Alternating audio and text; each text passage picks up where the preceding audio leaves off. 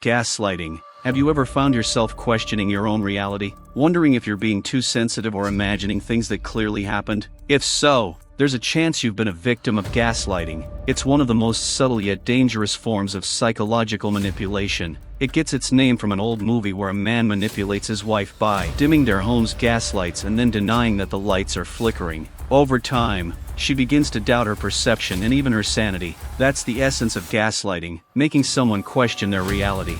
At first, it might look harmless. Someone says, "You're overreacting," or "That never happened." You brush it off, thinking maybe they're right, but as time goes on, these small denials start piling up. Suddenly, you find yourself doubting things you know to be true. You question your memory, your feelings, even your instincts. And guess what? That's exactly what they want, to control your perception of the truth. Why do people gaslight? To gain control, by making you doubt your reality. They gain power over your thoughts, decisions, and emotions. To avoid accountability, if they can convince you that you're wrong, they don't have to take responsibility for their actions. To manipulate emotions, keeping you confused and second-guessing yourself ensures that you stay dependent on their version of events. To undermine your confidence, if you can't trust your own mind, you'll rely on theirs. To shift blame, they make you feel guilty for things that aren't your fault, flipping the script to avoid being the villain.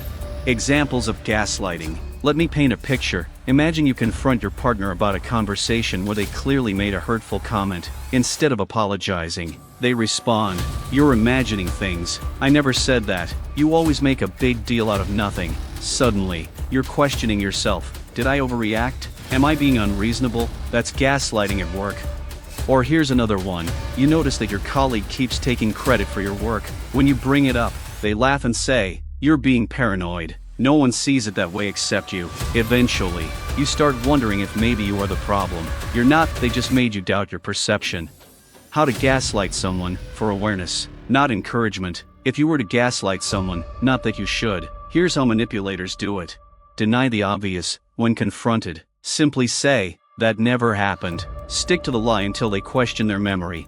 Minimize their feelings. Respond with, "You're being too sensitive," or "You're overreacting." This makes them doubt the validity of their emotions.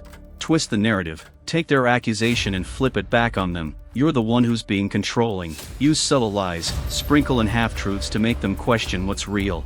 Isolate them. Suggest that other people think they're crazy too. Even your friends agree that you're acting strange. Gaslight with praise. Compliment them in one breath and undermine them in the next. "You're so smart, but honestly, your memory has been off lately." The psychological impact of gaslighting.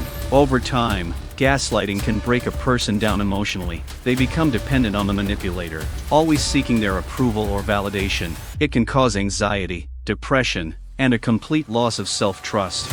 How to protect yourself. If you suspect you're being gaslit, document conversations, trust your instincts, and talk to someone you trust. Most importantly, remind yourself, your feelings and perceptions are valid. Gaslighting thrives in silence and self-doubt. Reclaim your voice and your truth. Subscribe for more tips.